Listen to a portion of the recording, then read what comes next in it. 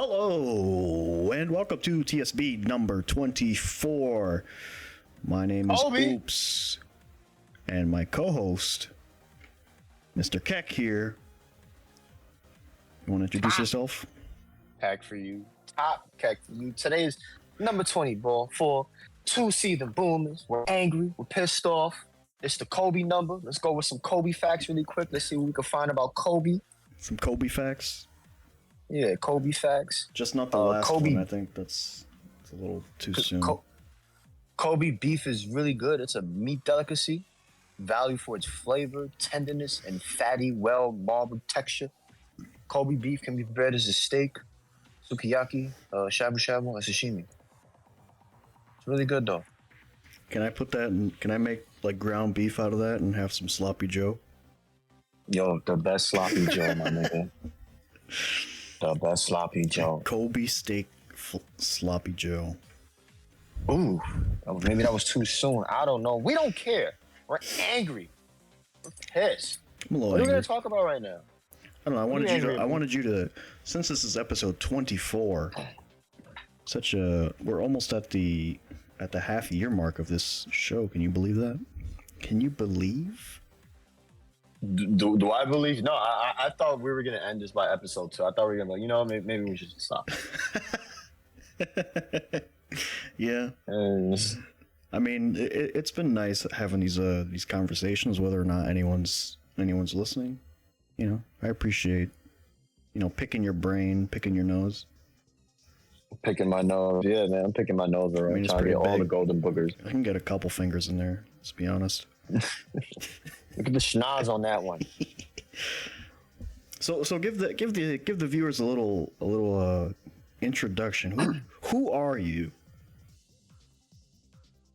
I am a man that walks through the field with his hand out, feeling the grass, feeling the wheat in my dream sequence, walking towards that road, that house, envision my family, my wife, my child, that moment of peace. Where is it? Where am I? How can I stand? Where is my power? Is that like how Ralph Cifaretto felt when he was like high on cocaine watching Gladiator? He's doing all the quotes. Is that a quote from Gladiator? No, I made that up. I made all of that up. I made all of that up, bro. But like I'm saying, like, because so many people were just so caught up with this movie. I remember when the movie first came out. I remember because I had bootleg cable. And I had the privilege of watching Gladiator multiple times on pay-per-view.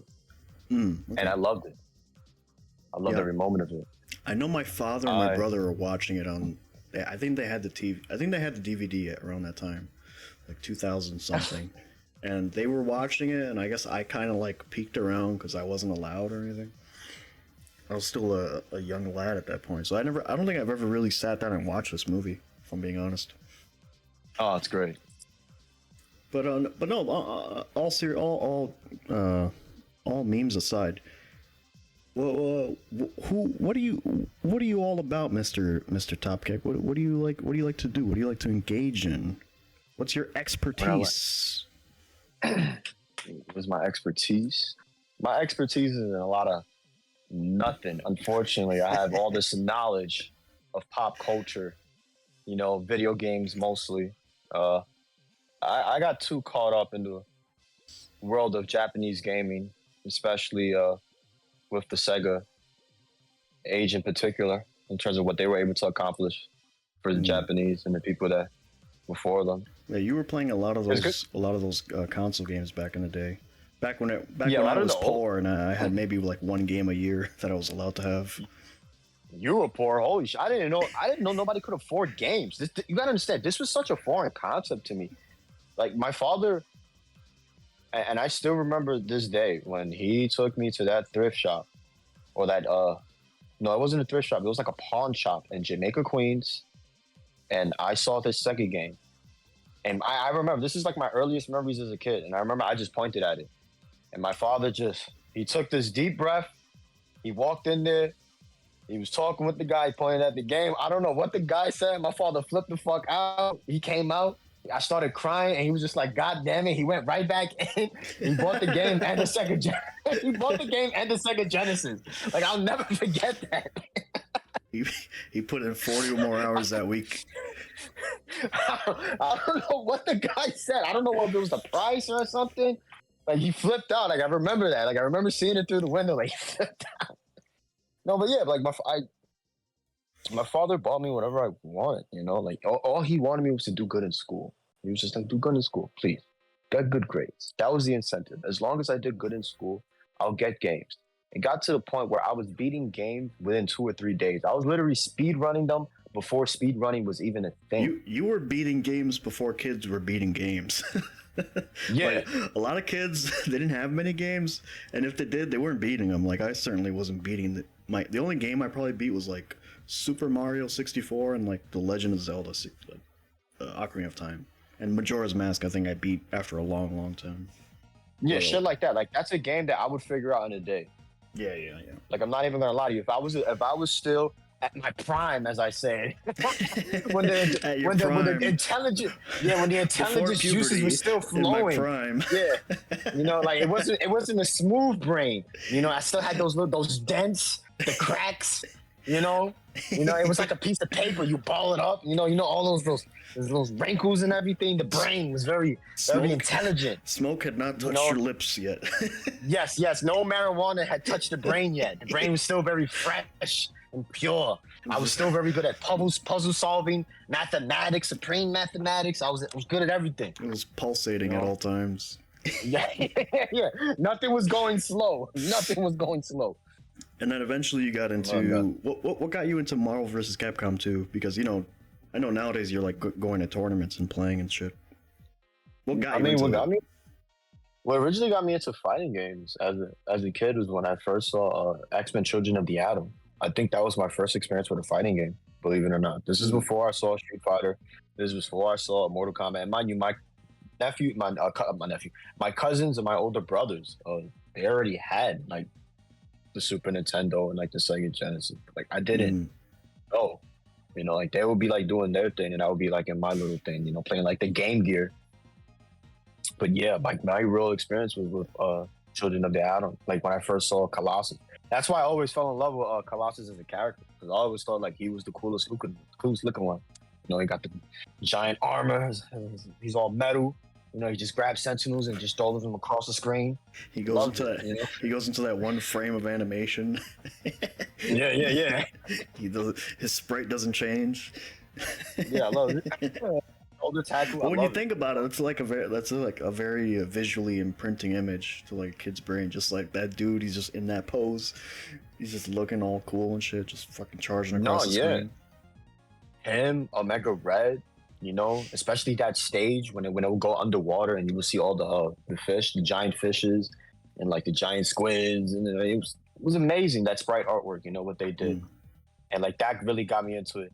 And I won't ever forget when I first had my experience with X-Men vs. Street Fighter. It was the day after, I want to say elementary school. The local pizza shop across the street from the projects, I wanted to go inside and play. And like there was these older kids there playing. And there was this golf chick that wouldn't let me inside the pizza shop. And I was like, what the fuck? And she was like, nah, we're playing here. And I was like, I want to play. And she was like, nuh-uh. And I won't ever forget her face.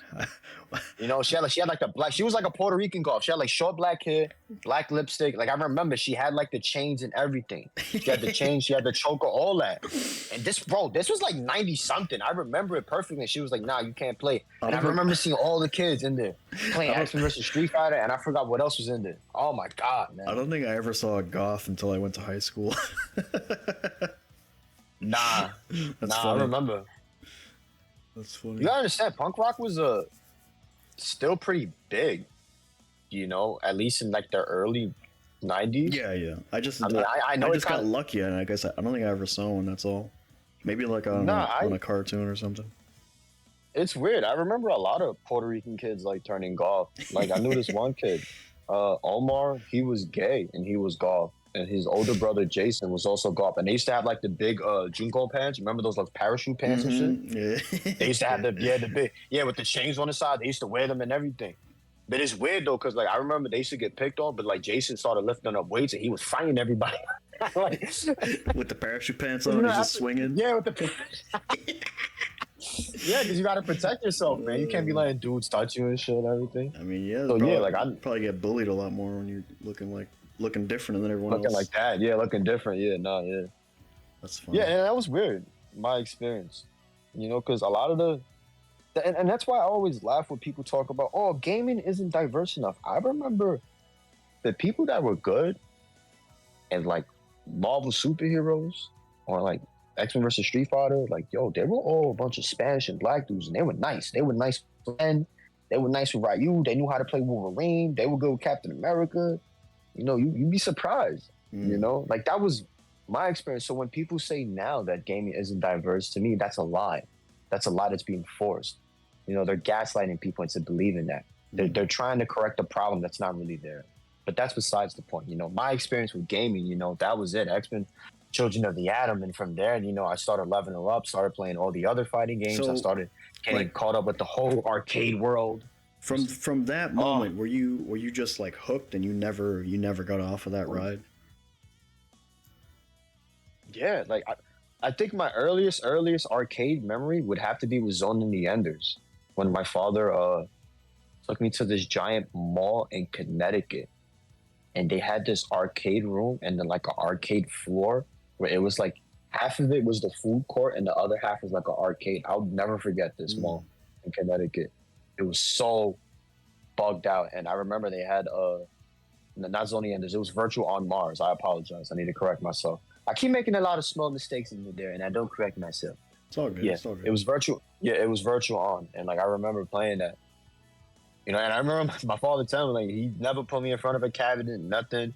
He just sat me there, and I just grabbed the 2 sticks, and I automatically knew what the fuck I was doing. I'd never played the game before. He was like, what the fuck? It always bothered him. He always told me that. That's why he always wanted to buy me games. Like, he was just like, there's something special with this kid. I don't get it. You know? He just knows. That's why he just wanted me to learn computers, you know? And like, I never fully got into computers until I was older. Obviously, I understood what direction he was trying to push me into. You know? So now you're going to like tournaments and stuff, and you're like actually like really serious about playing Marvel 2, right? Would you say so? Yeah, or is that an incorrect statement? I would say I was always serious about the game, but I wasn't educated enough about the New York tournament scene. I didn't know that there were tournaments for fighting games. Like, a lot of people didn't know. Like, the last arcade in New York at that time period was Chinatown Fair. I didn't find out about Chinatown Fair until its dying days. You know, that's why it was such a sad story for me. But I'm happy to say that I was there, you know, when they was like getting ready to close it down. Like, I got to experience it at least, you know. And I saw the transition when they were moving from Marvel 2 to Street Fighter 4, because that's when the cabinets were first popping up. So can I ask you, because I had this thought a while ago, but I never really asked you. There was a day back when we were in high school where everybody one day was like, let's all go to Chinatown Fair because they have Street Fighter 4. And I was like, I didn't really care at that point. And I was like, it was just like a thing that we were going to do. So I was like, all right, sure, yeah, let's go. Were you there? Were like, I don't remember. No, I wasn't there. Okay. I wasn't there. I used to go there. The first person that ever took me to Chinatown Fair, believe it or not, was Michelle Wong. Doxed. She took me out. Oh, shit. The 10 billion Michelle Wongs who exist. The 10 billion Michelle Wongs that exist, yeah. Yeah, she took me out there, believe it or not. And she was like, you play fighting games? Like, laughing at me. And I was like, yes, I love you. Oh, my God. Like, I found it. Like, I won't ever forget. Like, I remember I grabbed her, I hugged her, I threw her in the air. I was like, yo, I love you forever. Oh, my God. And she was like, huh? Yo, that shit, I remember that. I fucked her head up. And she was like, I remember I started playing games and she was like, yo, I gotta go home. I was like, nah, wait. She was like, nah, I gotta go. And like, she's laughing. I stood there for like a little bit and I was like, yo, I gotta get out of here too. Like, had to go home and do homework. That's nice. Yeah, another one that got away. It happens though. It happens. Back in that day, like like when while all these like fighting games were popping off, like Street Fighter 4 had its revival and stuff. Like I was still playing Guns, I think, because I started playing Guns in like 2006. And for anyone who doesn't know, it's like this old Korean shitty third-person shooter that was basically pay to win. And I spent like maybe $80 on that game, which back then was like a ridiculous amount of money to spend on a free game. And actually, no, that's not true. I spent $150 on a copy of Marvel 2. I'll tell you later. Damn.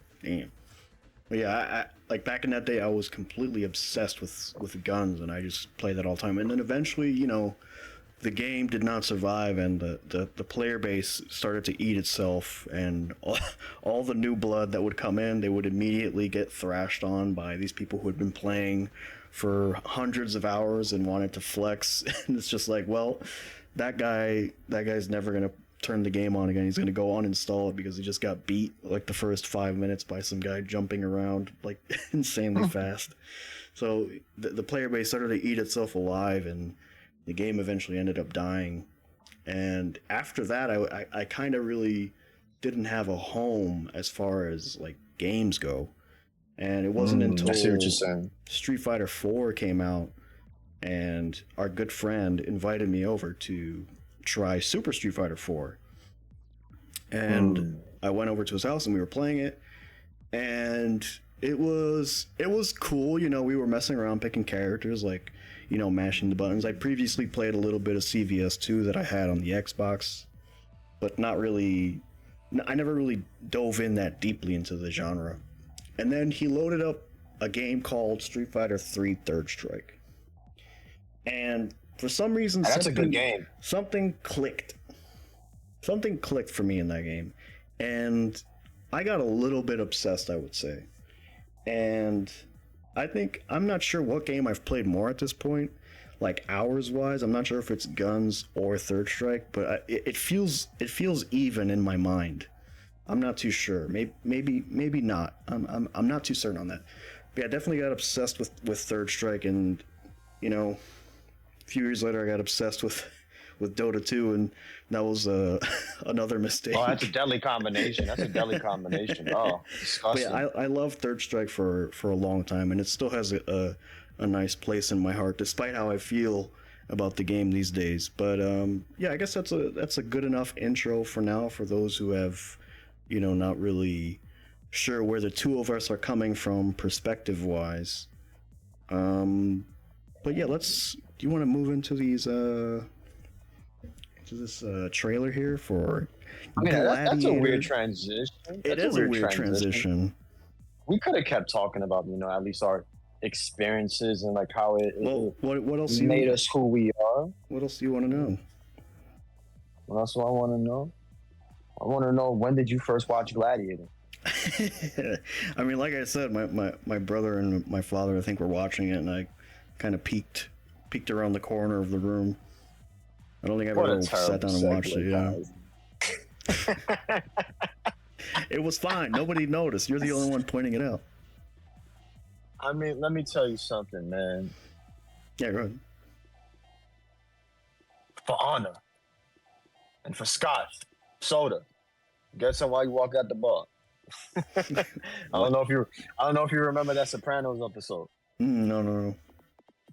You gotta understand. You watched Sopranos like 4, maybe 3 or 4 years after I watched it. So a lot of the references are fresher in your mind than they are in mine. I want to know why he was so like. Maybe it's because he was a psychopath. They were all psychopaths. Or something. No, what I'm saying, Ralph Cifaretto, because what he did to that poor girl. She was a whore. His other antics. She was a beautiful creature. A creature. Because oh my. It's the horse that he's talking about, right? That's the whole thing. Oh God, it's terrible, man. Play this trailer, man. Let's get to this trailer. Yeah, we might get a copyright, so we're gonna be extra careful. So this is Gladiator 2 from one day ago. Actually, no, you don't even. You don't even have to play the trailer. Just go to the picture of Denzel Washington. Just fast forward to that part where Denzel Washington. He's in pretty early, right? So yeah, Ridley Scott. Ridley Scott returns. Coming back to we make don't want to get them. Gladiator 2. Where is this? It's around here. Somebody said that that's a very, very PlayStation 2 boss fight style move. The fact that he forced a rhino to charge towards the wall. They was like, what is this, a PS2 boss fight? Like, what's going on here? Has Ridley Scott been playing Shadow of the Colossus? Could he? he couldn't come up with a better battle sequence? Like, what's going on here? But yes, we have... this is why everybody's up in arms, apparently. We have Denzel Washington as a high-ranking figure. You know, I'm not going to say what position he is in because I don't know. But then I'm believing is wrong. Do you know? I believe this. Maybe. I heard that this character actually is based on an actual person. Yeah, because let's not kid ourselves. There were people of darker complexion around this time period there. There were proto-Muslim-like factions. The Moors that were trading. Did a lot of fucking. Yes, the Moors did a lot of fucking. The Moors. The Hashashin and the Moors. Yeah. You know, they don't tell you about that side, but yeah. Yeah, they was out there. Like, let's not kid ourselves. Like, I don't know what people going crazy for. Like, that just shows motherfuckers are uneducated. You know, but like, what bothered me about this trailer mostly is just that why did they find it necessary to use a rap sequence as a means to promote the movie? You know? Now I give it to you. What is the dream of Rome? For people are not free. Yeah, they got...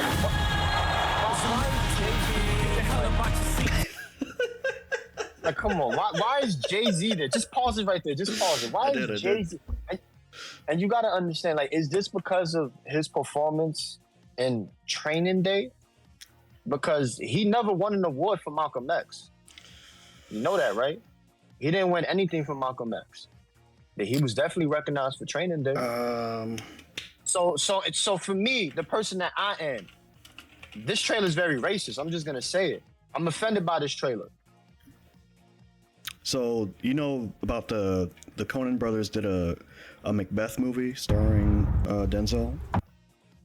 They did a Macbeth movie? Yeah, the Coen... With Denzel Washington? Yeah, the Coen brothers, yeah. What? Yeah. When I saw this... Macbeth a white man? When I saw this, I was kind of reminded of that, his role. I never watched this, so I wanted to watch it. My thumbs. I thought Macbeth was white. Oh, you know, Did not read that book? White man. What's going on here? Well, I guess not the Coen brothers, but one of the Coen brothers. It seemed like a very interesting artsy film.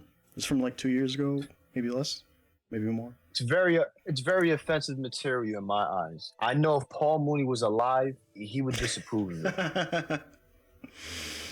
But no, like I have the feeling that this trailer was probably made, perhaps by an outside company. Because is it going to be like a Django Unchained where you're just going to hear a random rap song in the middle of it? Oh, good Lord! I hope not. I hope not. Like, it was funny for Django, and that movie has like a comedic, tone to it. But for this, I would hope they take things a little bit more seriously than to just randomly add out of place music. I mean, the original Gladiator. I mean, the music in that movie, it was very riveting. You felt as if you were there. A part of the scene. I cried. For some of those characters, the way they disrespected that man. They said that his wife moaned all into the night. It was terror. They ravaged her. It was sickening the way I envisioned it in my mind. But this movie here, I'm a little concerned because people, obviously you have the retards on the internet You know, I do want to give the movie a chance. I'm not gonna shit on it. I'm not gonna be like, oh, there's a black guy in it. What's gonna happen here? I'm definitely gonna watch the first and the second one if I hear good things. And is there somebody else in here? Isn't somebody else in this movie? I think there's a lot of people in this movie. Look at all of them. There's so many. No, there's somebody else in this movie, right? Logan Paul. Why is he in this movie? Pedro Pascal. Yeah. Why is Pedro Pascal in this fucking movie? Why is he in every fucking movie? Come on, man, I'm tired of him. Where's he at? I feel like he's more out of place than Denzel is. They all look out of place. They should have left it at Russell Crowe. That's it. Move on. Pedro is in like literally everything now. Like Hollywood loves Pedro for some reason. They stressing that man out. They're gonna fucking kill him. They overworking him. Doing bullshit movies like this. What's he spending his money on? I wonder. Well, maybe lots of cocaine. He's got that's speculation. He's Mr. Fantastic in the new Fantastic Four also. Which was a terrible choice. I've already made my rant on that. I'm not going to speak on it anymore. But yeah, any other insights into Gladiator? I mean, this.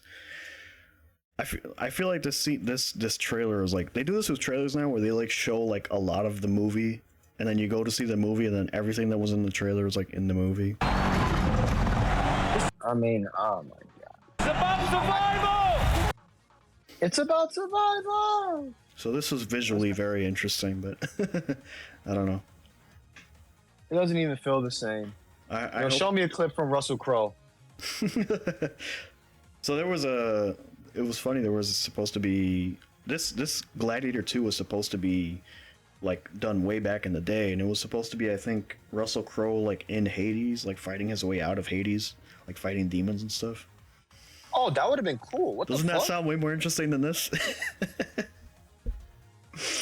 He's in Hades? Yeah. That's fucking awesome. That would have been mad cool as a concept. Yeah. Fucking Hollywood, man. They can't get it right. Well, hopefully this is good. Hopefully it seems interesting. I'm gonna tell you right now, it's gonna be nothing more than a terrible action movie with terrible action sequences, very hollow acting. You know, it's not gonna go anywhere. I'm not getting that gravitas from this Logan Paul dude. I don't know. We'll see, I guess. Well, we'll see.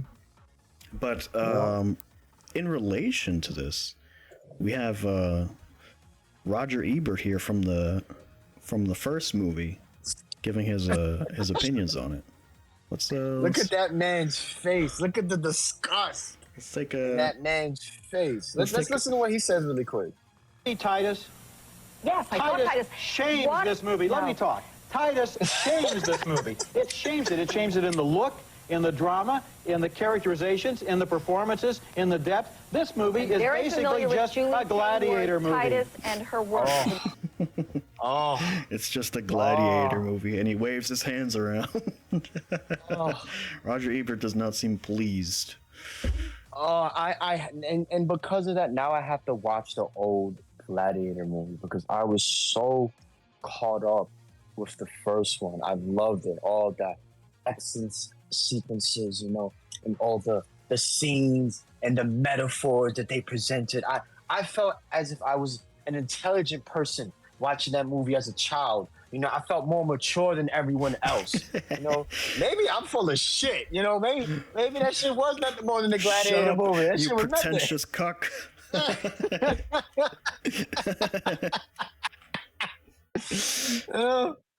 was terrible. Who knows? Wait, before we move on, I just want to inform people that there is there's on HBO, before Game of Thrones became super huge, there was a Rome TV show on HBO.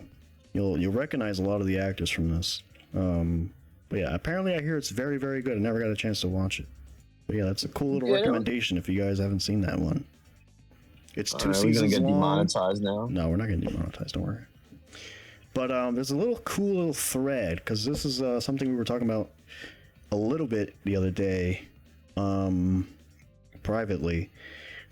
Shadow of the Colossus. There was a thread on 4chan about this game, and people were, arguing whether or not it was, a piece of art or a good game. Or do you wanna give your thoughts on it real quick, or do you want me to? Let's go back. Should we start with back to that post? With the post.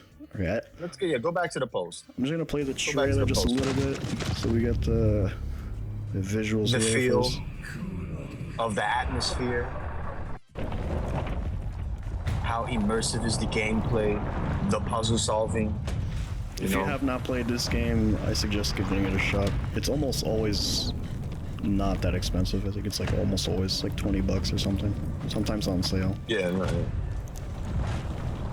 So, Shadow of the Colossus. This user posted, "I love this game. Its existence is the pinnacle of V's cognitive dissonance.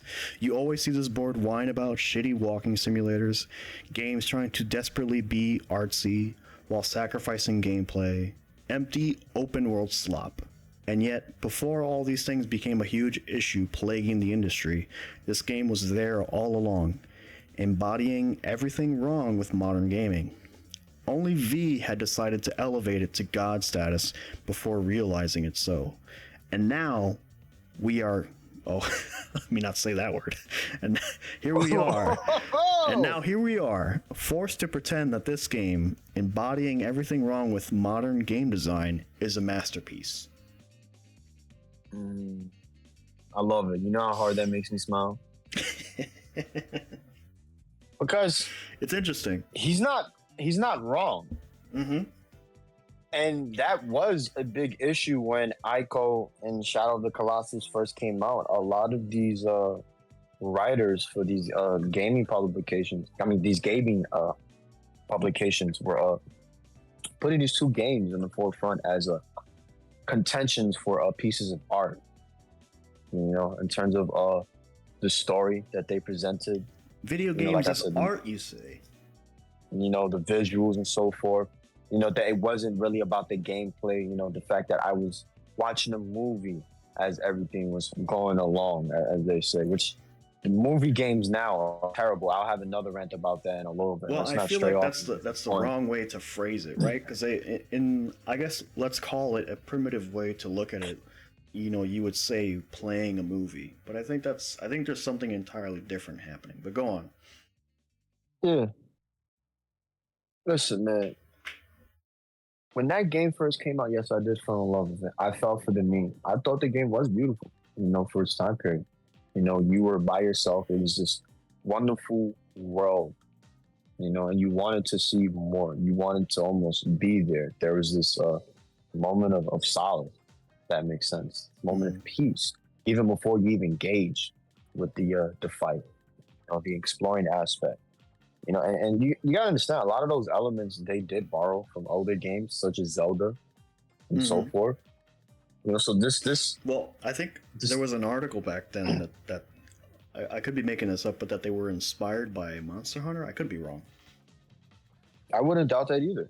I could be wrong. Yeah, like the whole hunting giant monster aspects. Like the whole David. Like I think what people had trouble trying to write on words was more of the metaphorical aspect of David versus Goliath. This is what the Japanese actually presented, They took that biblical story, but they remixed it, and you see it, So like really think about it back in that time period, where there is no technology, there's just giant rocks and there's just land. That's it.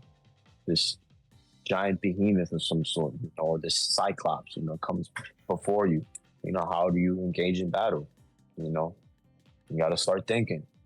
That problem solving aspect comes into place. That's why they made the monsters in that matter. And Shadow of the Colossus, you have to climb on top of them and you have to puncture certain parts so they fall down and everything. Blah blah blah. Like I get that, but at the end of the day, it's just a game. It's just like those noir movies where it's just black and white. There's no. Nobody's talking. You just hear like the noise of everything else. That's cool, I guess. You don't have to sniff farts and be like, oh, this is amazing.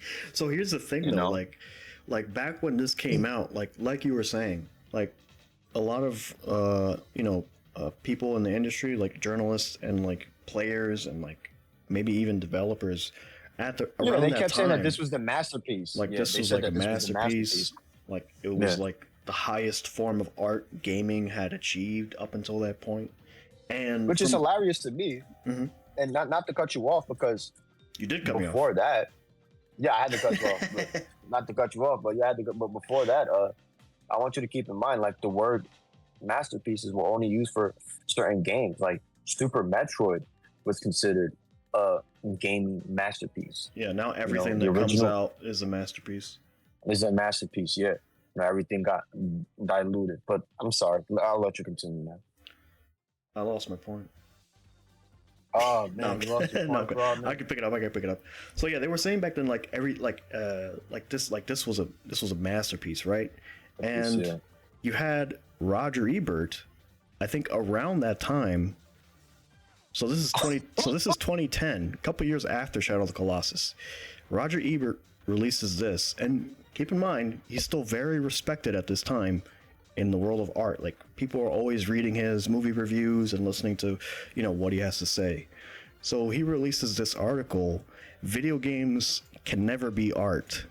And all the people, well, maybe most of, let's not say all, but the people that were saying that Shadow of the Colossus was a masterpiece, a piece of art, the highest form of art that video game had ever achieved at the time. And mind you, this is the remake we're showing right now. We're not showing the PS3 game. We probably should. I couldn't find a good quality, so I picked this one. So no, that's fine. It's not your fault.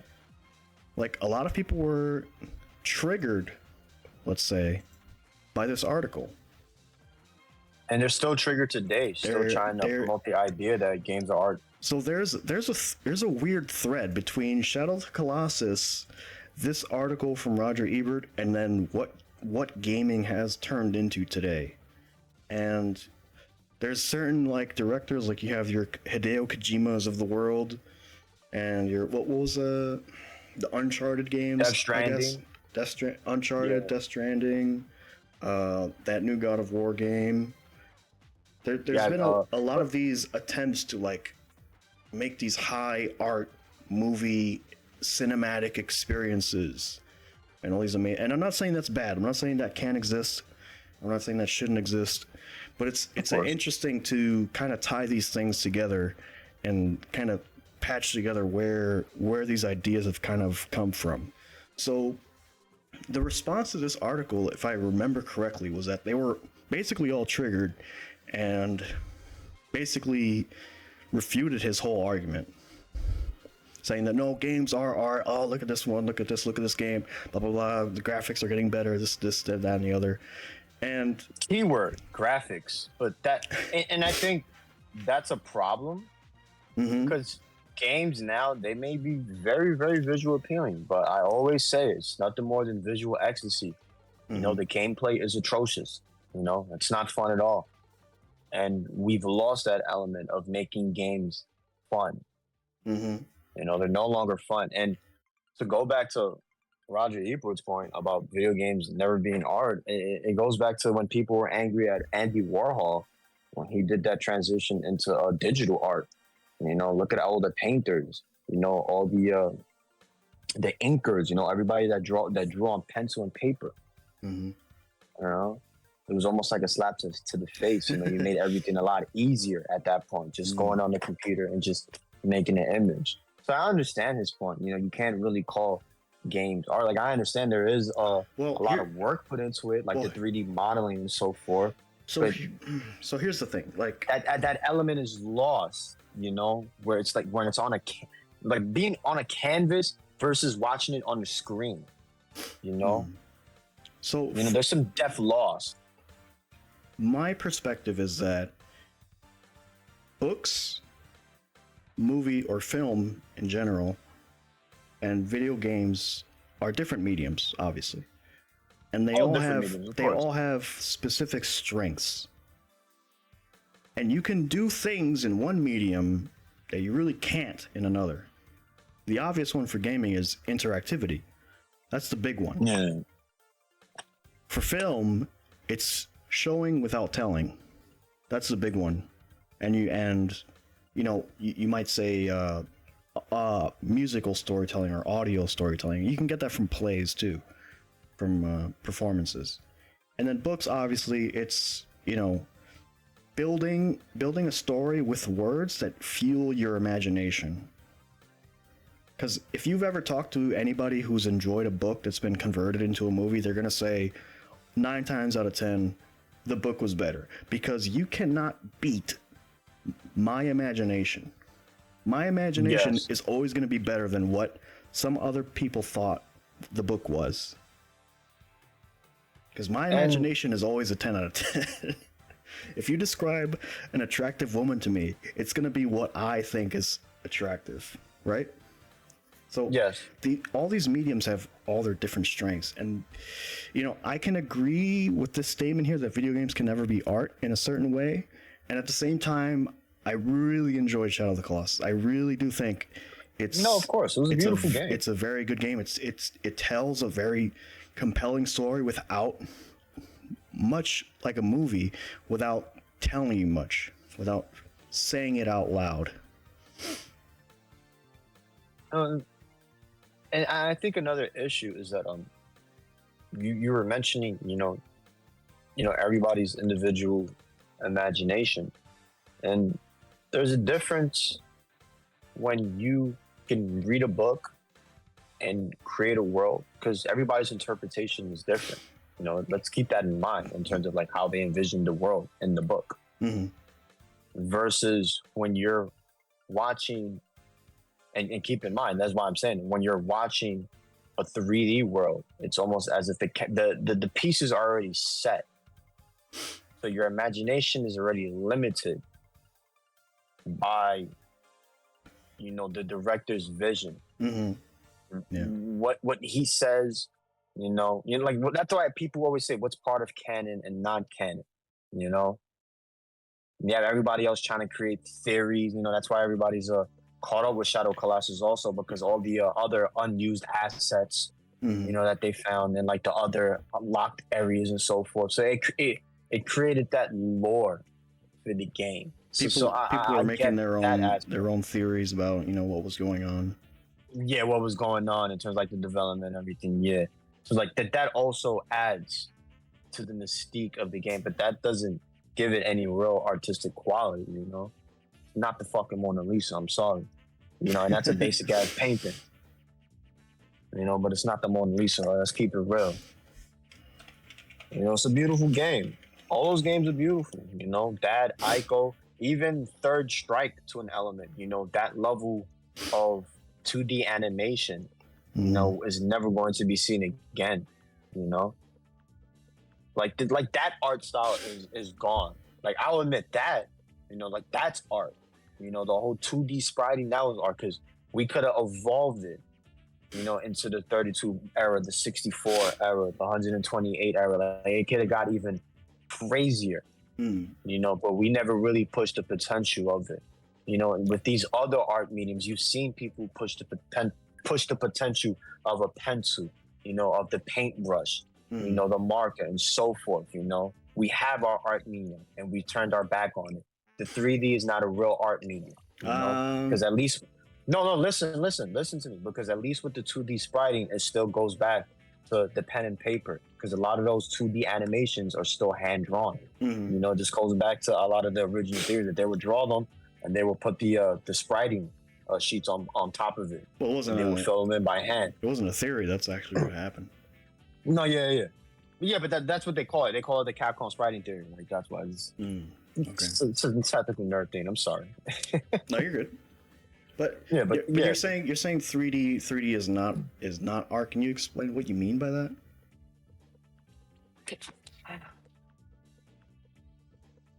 Because like to like I.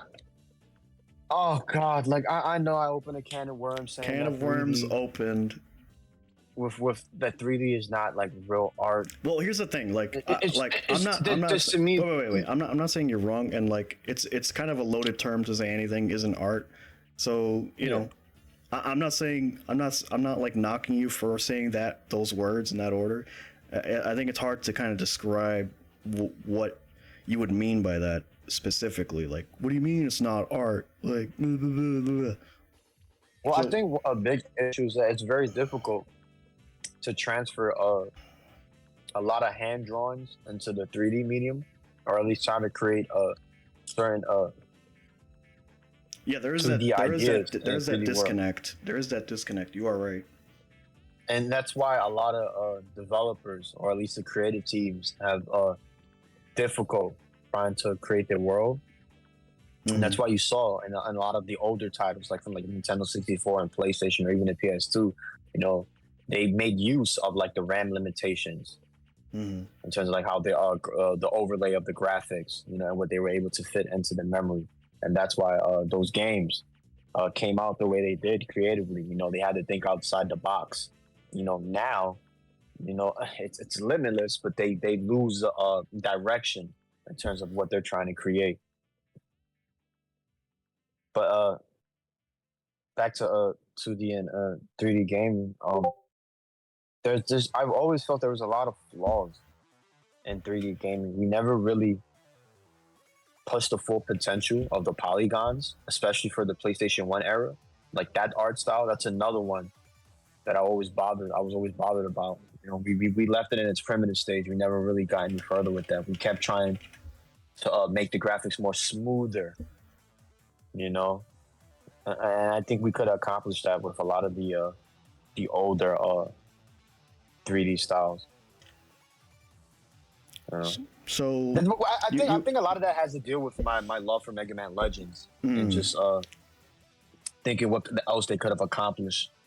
Because that style was very cartoonish to me, very Disney-like. Some of those qualities were there.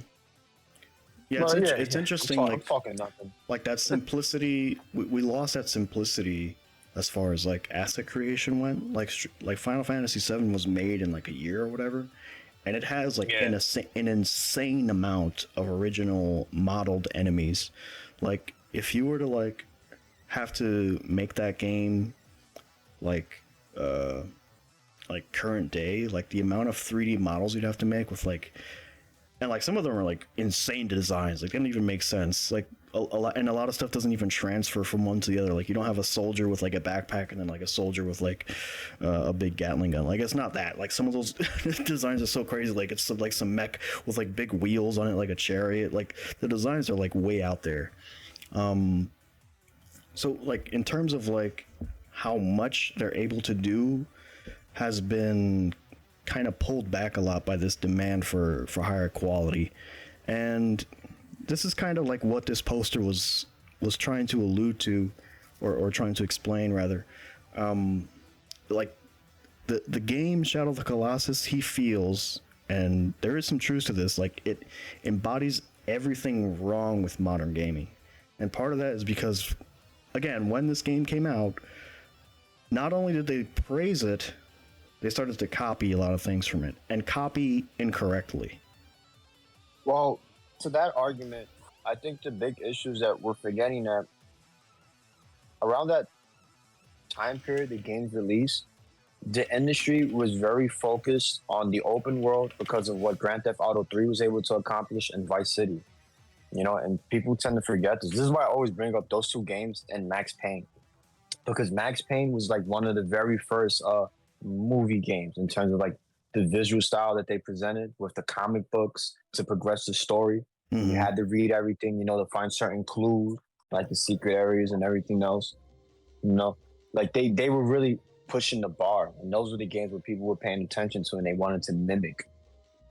So Shadow of the Colossus is not too different from a Grand Theft Auto game. They just stripped the open world. You don't have access to the cars. You don't have access to fighting the smaller minions or the NPCs or the people.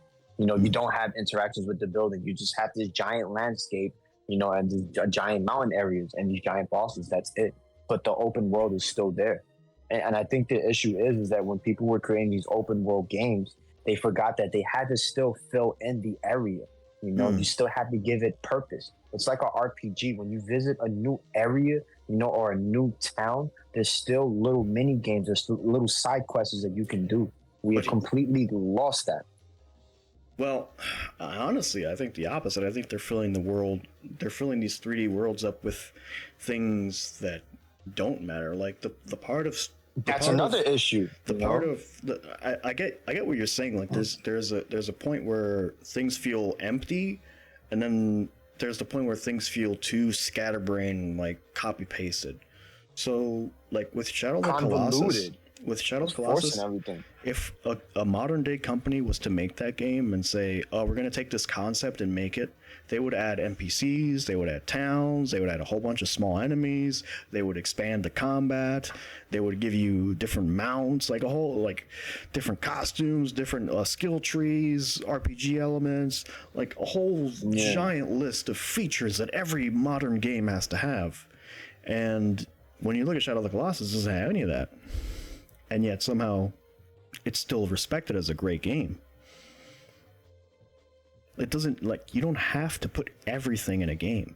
Like, you have to put, like, the bare minimum of what makes your game enjoyable.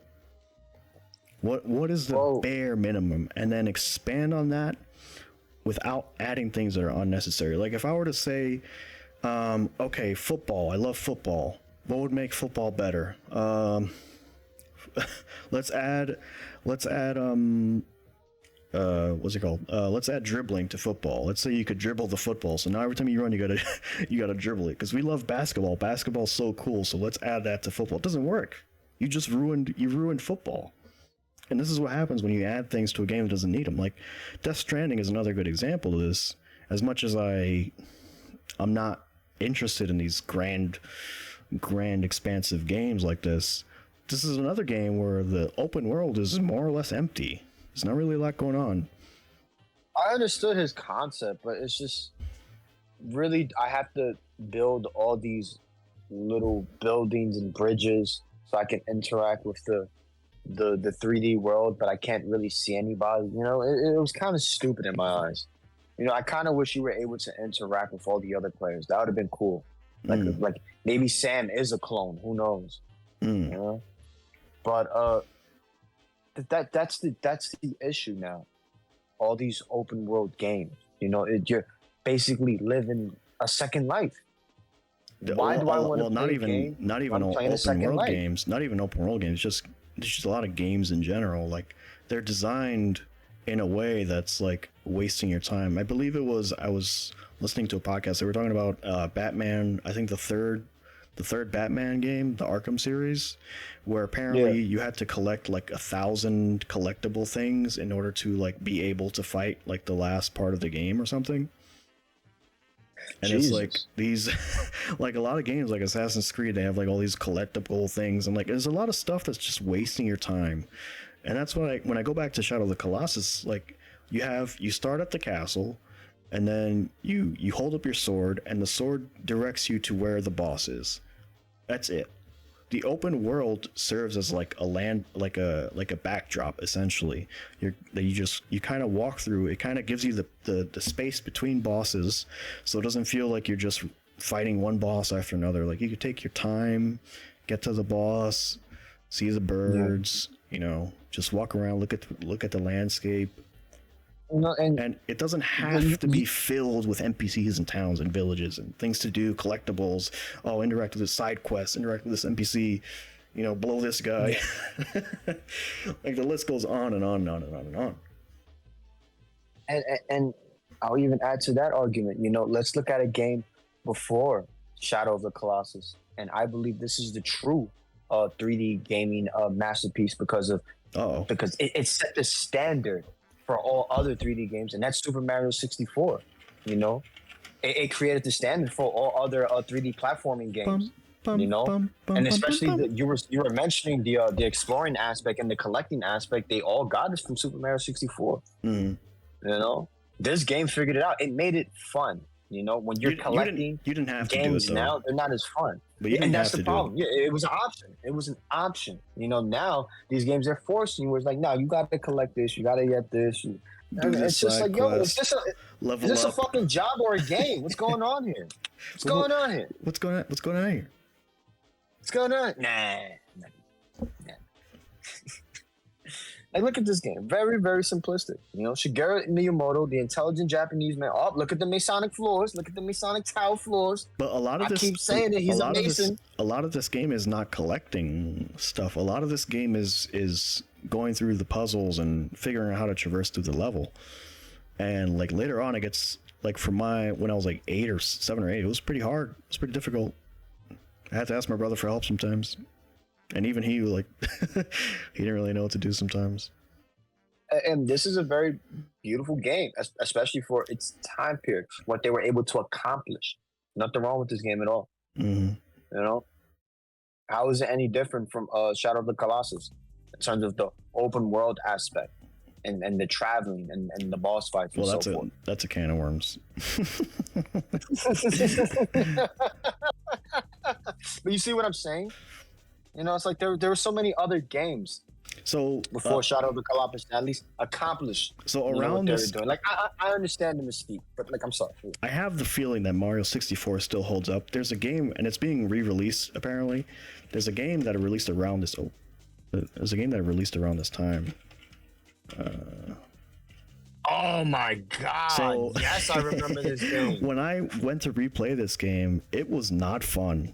I was like completely mistaken. There is a lot of collectible, time wasty interact with this, and then like the level has to restart, so you lose your progress essentially, and you have to do everything all over. like this game, I loved it when I was a kid, but it does not hold up. This game does not hold up. Unfortunately, you need to understand. I played all of those mascot platformers. You name it, Gex 1, 2, and 3. I played Croc. I played Jersey Devil. I played, what was it? Bubsy, which I think was a terrible one. Jesus Christ, man. Like, it's slipping me. Like, all those platformer games of that time period, like, I played them all, man. You know, and that's why they say still to this day, the only one that holds up is Super Mario 64. You know? A game was fun. A game was fun and simple. These other games, they just tried to, you know, step it up a notch. You know, if that makes sense. You know, they tried to make it more difficult. They tried to make it more hardcore. They lost the plot, you know. The idea was to make the game simple and fun. Yeah, I might buy it. You know, I'm going to be honest with you. I probably will just download the original one and then maybe buy this. It really doesn't hold up, unfortunately. It doesn't hold up at all. You want to know why? Because I remember when they were doing all those stupid movie references. No, I think that's probably the strongest part of it. I think it's just the way the levels are designed, the objectives are designed, and like the way you're just forced to like redo the levels over and over and over and over and over and over again. And then the jokes get old by the time you're on the level the 5th time. Oh, Jesus Christ. Yeah. Yeah, I remember all these. Blasto was another one for the PlayStation 1. I remember all those platformer games. Oh God, that era was terrible. They all wanted to be like Mario. They tell you, man. And to think that the Nintendo 64 was an inferior console compared to the PlayStation and what they were able to provide. But that game, you know, trumped them all, you know. It held it all. Oh my God. This is perfect. You want to know why? Because this is another issue. And you, people are so concerned of creating this open world. But I get to talk to the shopkeeper, have a mindless fucking conversation about him about nothing. You know what happened to the game? They asked these companies, listen, we need about like $200 million to develop this game. 6 years later, listen, we didn't finish the game. We spent half of it on cocaine. We need another $400 million. It's like, what the fuck is going on here? Why are these games becoming so expensive? I remember when games were being developed in a year or two. I mean, yes, the Japanese were getting whipped.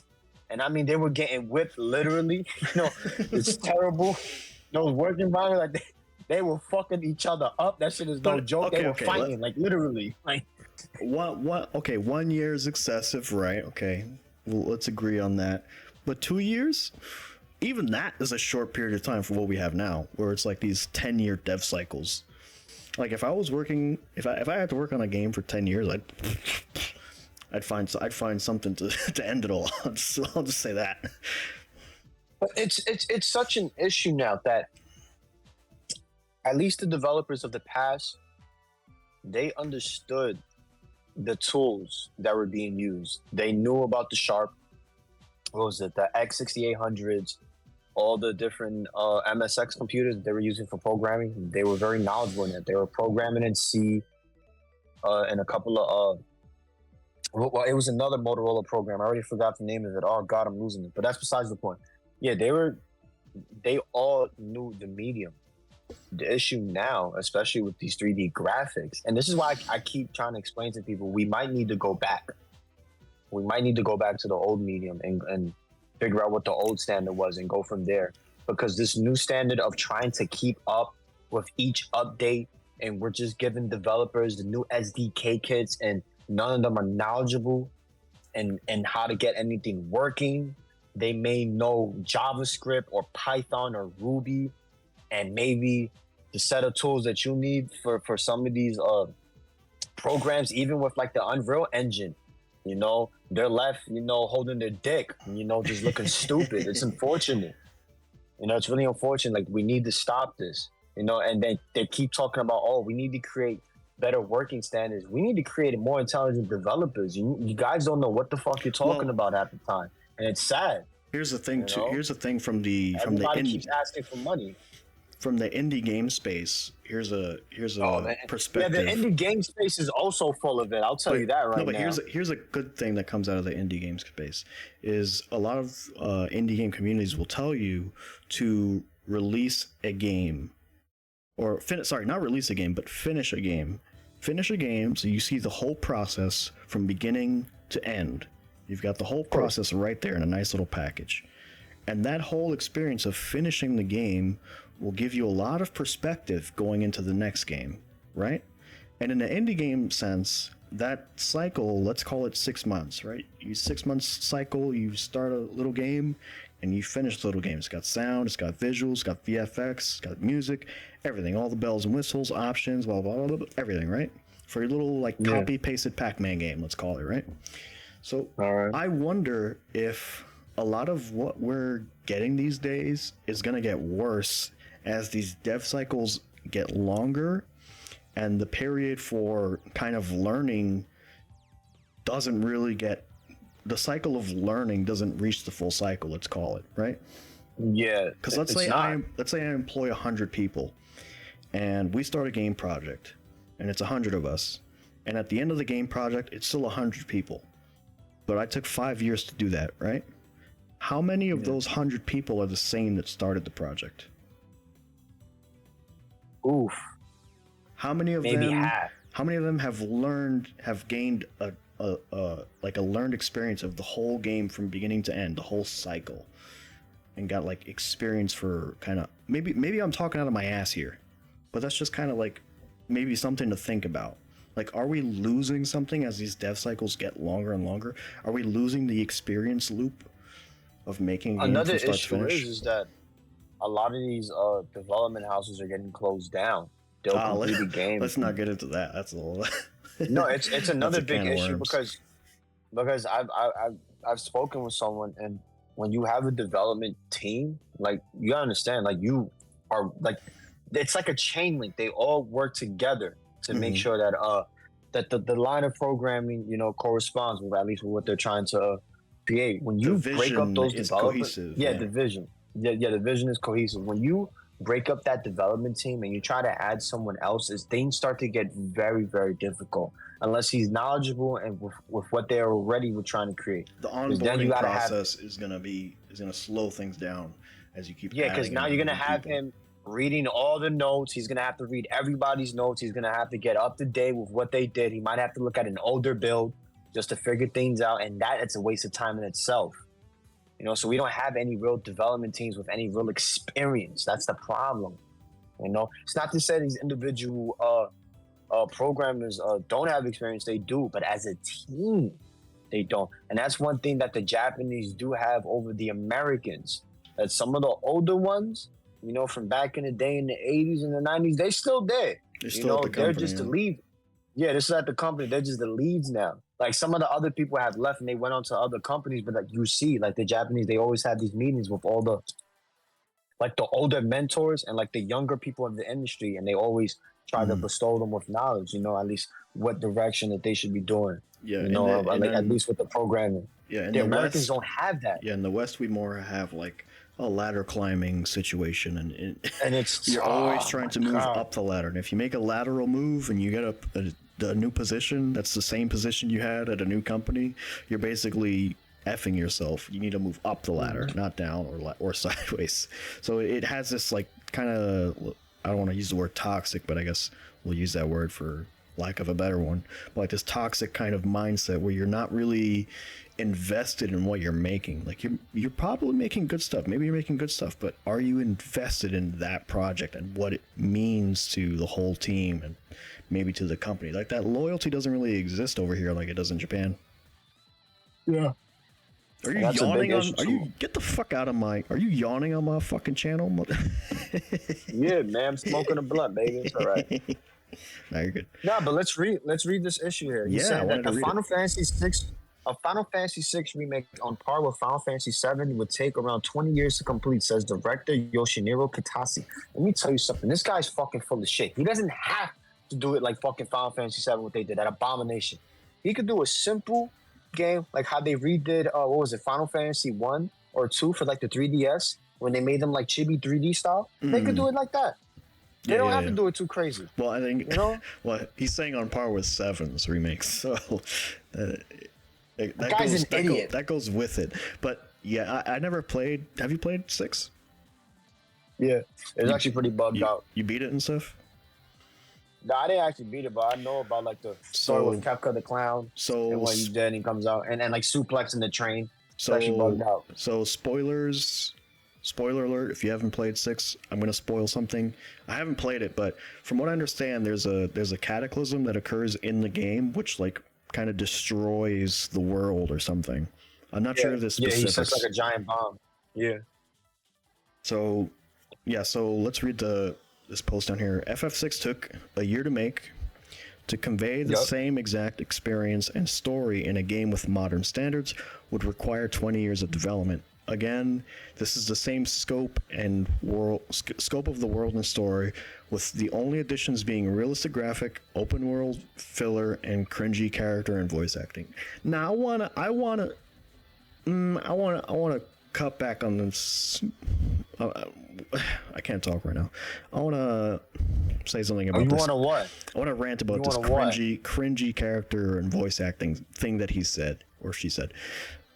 Final Fantasy VII, as much as I hate and loathe that game and I think it's a pile of garbage, the voice acting is actually very endearing. That's probably the one redeeming quality of that game. But anyway. I fucking hate that all of these games want to be a movie. Why does every game gotta have dialogue? I don't care. I'm here to play a game. We've come for a full circle. I'm here to play a game. Roger Ebert, what did you do? It's not art. It's not art. Just because the 3D models are talking to me doesn't make it a movie. They were shaking their fists and they're like, "I'll show you, Roger Ebert. I'll show you, Roger Ebert." I was playing the demo of Final Fantasy 16, and there's the first part of that game. There's like a section where you're running through a war zone, right? And you're running on like a side of a cliff, and you guessed it, the side of the cliff keeps like falling off, and the character model's like tripping over himself, like oh. And mind you, I'm holding forward, and I don't stop holding forward because I know the game isn't gonna kill me. There's no stakes here. There's nothing bad is gonna happen to me. There's nothing on the line. A complete idiot. You want to know why? Because he's too busy trying to turn Final Fantasy into Devil May Cry. I don't get it. The guy's an idiot. Why do I want to play a Final Fantasy game where there's no party? I remember when it was an RPG, like Dungeons and Dragons, like Fantasy Star. I remember when it was an RPG, bro. What happened? It's lost now. Why? They don't exist. That was the original visual novel. What's going on here? But this goes back to what I was saying about like the mediums and their strengths and weaknesses. I think a weakness of video games is that inherently your stakes are not going to be as good. They're just not. Your stakes will not be as good. Your storytelling is going to have to be constructed in a very specific way in order for it to kind of be impactful as it could be from a book or a movie. And that I there's nothing wrong with writing a good story for a game, right? Like I get it, it's fine, and yeah, it's fine. And a lot of this, exactly, it's fine. It almost will never be amazing. It's fine. It's workable. There's no need to push the boundary where you're trying to get it to Hollywood level. These failed Hollywood writers or aspiring in the gaming industry failed. No, or they're aspiring. they're all failed. Let's get it to the point. They're all failed. They need to get it through their fucking head. All right, you're not going to be a director. Stop ruining the industry. If you're going to write a story, write a story. They're going to be the next Kojima. Right? You're not going to be the next Hideo Kojima. All right. I mean, they could be. They could. You know, someone in there could definitely work their way up. You want to know why there's never going to be another Hideo Kojima? Because the Japanese shunned him. That's why you see him with a bunch of Americans. The Japanese said, "Fuck this guy. Any one of you motherfuckers decide to put your name on the cover of a game, we will fucking gut you alive. We will gut you. It's never going to happen again." It was disrespectful to Konami to say that it was a Hideo Kojima game when the people of Konami, you know, their blood, sweat, and tears, you know, they broke fingers. Yeah, they're Yakuza money, you know. Yeah. We funded your project. How dare Hideo Kojima try to take the credit? It's never going to happen again. That era is dead. That whole Rockstar era of like the developers, the cool guy, and he's taking... No, that's dead. That's never going to happen again. Well, in the indie space, you have a little bit. Yeah, they're Americans. That's the problem. Wow, so none of them are racist. Japanese. But I'll say this. All right, listen. Nothing wrong with a story in the game. Let's just get straight to the point. All right, guys? Let's not forget that we're trying to play a game. All right? If it takes 20 years to develop a game, then it's not a good game. All right? Maybe the way you guys are developing games is not the way to go about it, you know?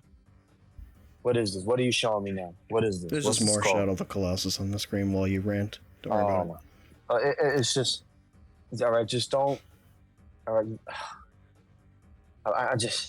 I can't even say his name. He's Who's an animal. name? Animal Blundetto. Where's my face? Is my face showing? Yeah, no, it's because I'm showing my browser. Right, so you could hear the audio when I play audio. I change it up. No, it's fine. Boring stuff for the audience. Yeah, like, listen, the whole movie game era, a lot of that has to do with, that's what I wanted to rant about. I apologize. A lot of that has to do with the when the industry was gaining the movie licensing properties back in the 2000s, when you started seeing all the Godfather games, what was like The Warrior. They tried to do one with like Indiana Jones. This was even before that. The Lego movies. Yeah, because E.T. the game was historically a big meme. Yeah, that was the big meme, and that apparently caused the crash, but that wasn't the real reason of the crash. So many E.T. cartridges piling up on a landfill. But that was always the focus, to eventually take some of the movie properties and make games out of them. But now they're trying to make movies games. and TV shows out of games. Yeah, out of games, movie and TV shows out of games. Well, it's this concept of like the sure thing. Like you already got a fan base for something, so they're gonna flock to the thing. When you make a new IP with a whole bunch of new stuff, like there's a strong chance no one will care. So that's why they try to avoid that as much as they can. That's why you see all of these sequels and requels and prequels and blah, blah, blah. And the prequels is another one. It's like there's no stakes. What are the stakes? I know the main character is alive in the real movie. Well, at least with I'll say that the one prequel that made sense to me was at least the Warriors game for the PS2, because they show like at least how the Warriors were formed and like how they were part of like another game, and then they started the Warriors and they had to take them out. So that was cute, and they were actually working with the original director and writer. There's always a way to do something, like, you know, I'll to add to the story and everything. Yeah. Definitely. I rant, but there's always an exception, right? There's always. But the norm is that, on average, it's like what we get is like garbage. On average, it's just and like you don't even see any good movie property games. Like I remember they wanted to make a Taxi Driver into a game. Like that's a controversial choice. Like that didn't get to like they actually completed a lot of it actually. Like, they got really far, and then they canceled it. There were like you don't see any more movie games. Like I remember they wanted to do Reservoir Dogs. I don't know if they actually did do it. So for the Taxi Driver game, is there like a part where you're just scrubbing the back seat of your taxi cab? Is that like a major part of the game? Oh, as a mini game, yeah. Oh my god, man. Yeah, like there's no more good movie games. Were there any? Were there ever any? Really? You know, I mean, you said the Warriors, but like, how many really? Yeah. Yeah, there was like the Warriors. You had Godfather for the PS2. You had like a lot of the like the Scorpion King, like the Mummy. You know, like a lot of those like weird cheesy movies. That's what I'm saying. Like if you think of like certain weird cheesy movies, they made games for them. There's like weird cases where the games are better than the movies, right? Yeah, which is hilarious. It's like more fun. It's like who. You know, like there was that whole era that they kept making games for these movie properties. God. You know, and then eventually people were just like, yo, let's just turn these games into movies. You know, and you saw what happened with like Uncharted and The Last of Us, and Sony kept pushing the boundaries, and like everybody had to follow suit, unfortunately. So what would you say to these game developers? What would you impart them with? Oh my God. I mean, I think it's too late. You explained it perfectly. They don't have a way to keep up with the development cycles or the learning cycles. So eventually there is going to be a crash of some sort, you know, where they're just not going to be able to keep up. You know, who's really learning the new stuff at the end of the day? And that's why I mentioned it. We might have to go back. We might have to go back to the older SDKs, you know? And what I mean by that is not to say that we can't upgrade those graphics, but we might have to learn the older, like the very first PlayStation one. Like how to use those graphics and update like those graphics and smooth out the polygons and the triangles and everything else. And make like a modern style game with that. Those developers, I think that would be easier. They learned a lot from the limitations of those engines. And that's why I'm saying it, you know? Limited memory, limited graphics. Yeah. You're gonna have to keep it basic now, because if we keep embarking on these big AAA projects, you know, we're not gonna go anywhere. They're just gonna be wasting the money.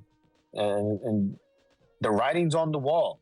People are saying it, you know. Nobody's really buying these fucking games. Nobody gives a shit anymore. All right? Who the fuck bought a PS5? And if you did buy a PS5, the joke is, what game do you have for it? What is it, your Netflix machine? You look retarded. I got Spider-Man, dude. Who gives a shit? Everybody that bought Spider-Man was like, why am I playing this Mary Jane? You know? Like everybody, come on, let's not forget what people were saying. You know, this is what I'm saying. The writing is on the wall. All right, there's gonna be a crash very soon. It's embarrassing that there's so much negative to say about the modern state of gaming. Like you'd think we'd have at least one really good thing to say about it, but honestly, I can't really say anything. It's like the visuals are nice, okay.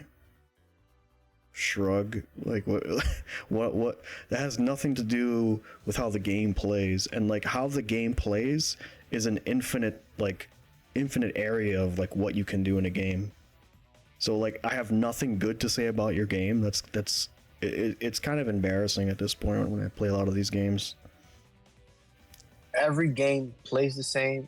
Every game wants to be the movie. Every game wants to have the same visual. Nobody wants to do anything daring or different, you know? a lot of trepidation in the industry. Oof. Yeah. And as money starts to tighten, you're gonna see a lot more trepidation. You're gonna see fewer risks. You're gonna see a lot more quote unquote sure things. What a negative episode. Man. What a negative. So negative. You guys don't like. How you want to line up? You guys hate everything. You guys just come on, we're 2 seasoned boomers. You guys just hate everything. I want good stuff. How you want to line I want good stuff. I hope. Here's my message to the developers, if anyone's even listening. Make a game that when I beat it, it kicks me to the main menu and I hit new game immediately. Make that the norm. Sense. Make that the norm. If you can figure out how to make me do that, I will buy more games. Because as it stands, I know at a certain point I'm going to be like, this is not worth my time. Refund or shelf. But oops, don't you get it? Games now do make you come back. You have the battle pass incentive. I gotta collect all my coins. All the achievements. You have to join the tournaments. You have to get your trophies. It's already there. You're gonna anger some people with those comments. The trophy hunters. Fucking idiots. Remember when the game was just a game? Yeah. Remember when you could beat the game and that was it? Now you gotta do all this other. Come on, man. You gotta stop it. I'm tired of every game trying to be like Fortnite. I'm tired of every game trying to be like Call of Duty. I'm tired of it. We need to move on. We need the Japanese back. This is what I'm saying. We need to get the Americans out. I want the Americans out the industry. Oh, soldiers and this is what I'm talking about right here. Oppress the people for personal gain. You know how much I fucking love Dynasty Warriors? Oh my God, bro. When I first got Dynasty Warriors 3, I was in Puerto Rico. Perhaps I was in Puerto Rico playing that. The state of the land. I was in the jungle. Powerless I was like, at the feet of the divine. Doing all the karate moves. I picked up a giant stick, moved it like a staff. So how's the open world in Dynasty Warriors? Listen, the problem with Dynasty Warriors is that it kind of went down, but this looks fucking amazing. I'm kind of hyped. Nah, this actually... this actually looks really good. Nah, because I actually played Dynasty with Shoyu, Cao, what was the other one? Damn. Sunsei, and all the other ones. Oh, man. Oh, Lu Bu. Zhao Yang. Who makes these games? KOE. Oh, Koei. Oh, Tecmo. Yeah. Nice. Yeah, well, it's Tecmo Koei because they bought them up, yeah. Oh, nah, this is pretty big. I'm actually kind of hyped, man. I love Dynasty Warriors. I love Part 3. That was a good one. Part 4 was good, but then it kind of went down when it came out to like Part 5, 6. 6 wasn't really too good. And I'm not really sure about like 7, 8, or 9. Yeah, this is... Because this is all people wanted. Like, people didn't want, like, the stupid... Like I understand what they did with Empires, when, like, you can level up your army and everything else, but, like, people just wanted, like, one person just fighting a whole giant army by himself. Like, that was it. Just add more enemies onto the screen. That's it. That's all every player wanted, because they already figured it out. It's just a beat 'em up. It's a very, very simple concept. It's just a beat 'em up. You know, you have a bar where you can level up. You can do, like, your little stupid special moves, air combos, blah, blah, blah, blah. You know, that's it. But, like, if they're going back to the basics where you could just have a whole bunch of enemies at once and you could do, like, your whole Masulos and wild out, man, this is actually beautiful. I'm kind of happy for them. See, we ended it on a positive note. We don't hate everything. Ooh. Oh, I see. He got the Wolverine claws. Cool. Ooh. That's the bear guy from the I forgot what part of China he was. Is this low quality? Yeah. Sorry, I got up the quality. There we go. I thought the quality was pretty fine. Because a lot of this is based on real figures in China. It's based on the romance of the Three Kingdoms. Oh, this looks crazy. Yeah, like this is bugged out. I'm actually kind of hyped for this. Yeah. But then again, we don't know if this is the beta video. See, and I'm not talking about gameplay. graphics crazy. I just mean this imagery. This a whole bunch of soldiers are moving into the castle. The castle's exploding. Yeah. I don't care what the graphics look like. This moment. But so you wouldn't be able to achieve this in PlayStation 1 graphics. It's like they never got it there. Shut your mouth. You never got it there. Oh, you gotta level it up, baby. Oof. I like his little Oh, is that cow? Black cube hat.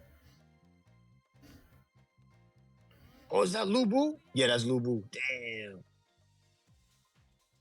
Damn. He's sending the shields flying. In a world of chaos. No, that looks great. Hopefully it's good. Hopefully it sells copies and nobody buys whatever other slop is coming out next. Yeah, it's funny. A lot of people don't know that Dynasty Warriors originally started off as a fighting game. The very first Dynasty Warriors is a fighting game. It's not even like a open world beat 'em up or anything. Yeah, it's just a 1v1 fighting game. That's it. Okay. They took all the generals from the Romance of the Three Kingdoms and they put them in a fighting game. That's it. It's cool. Yeah, we're a bit late on this. This is a month old, so a bit late on this, but no. Nonetheless, This is good. we got to it. Beautiful. Wow. Beautiful. This has been a interesting episode. A lot of interesting conversation. A lot of interesting points. Hopefully we don't have to come back to this topic for a little while because it's a complicated one to break down for sure. Thank you, Roger Ebert, for telling us that games are not art. It's very because it's not. It's not art. I'm gonna read this now. I don't want to read it on the show, but I'm gonna read it now after we finish. But yeah, whew. House of the Dragon was very good this week. Big dragon, big crazy fights. Which dragon came? Ooh, Vagar came. What was the other one called? Melis, Vagar, and I forgot the king's dragon's name. There's a lot of dragons. There's a lot of complicated names for the dragons. And who's the dragon rider and all that. Dude, that last episode was like watching Godzilla. It was nuts. I should show you. But yeah, let's end things here for the week. Show me a video of Punk. A video of Punk or just a clip? Yeah, show me a clip of Punk playing Street Fighter 6. Oh no. Now I gotta find this. We can end it on that. Oh, Street Fighter 5. Whoops. Perfect. No, that's perfect. Oh, okay. Am I still good? Let's find out, guys.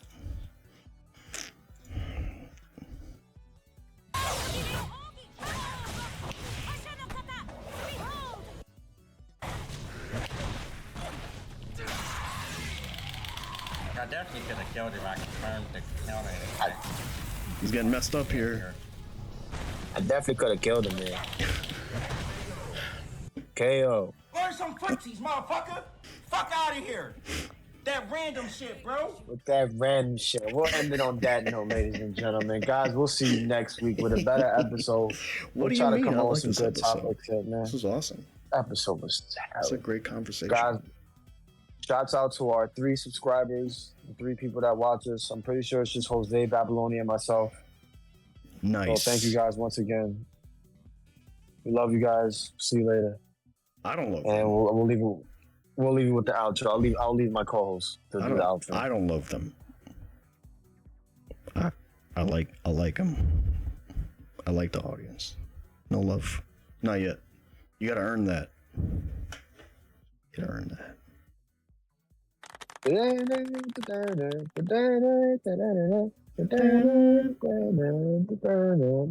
See you later, guys.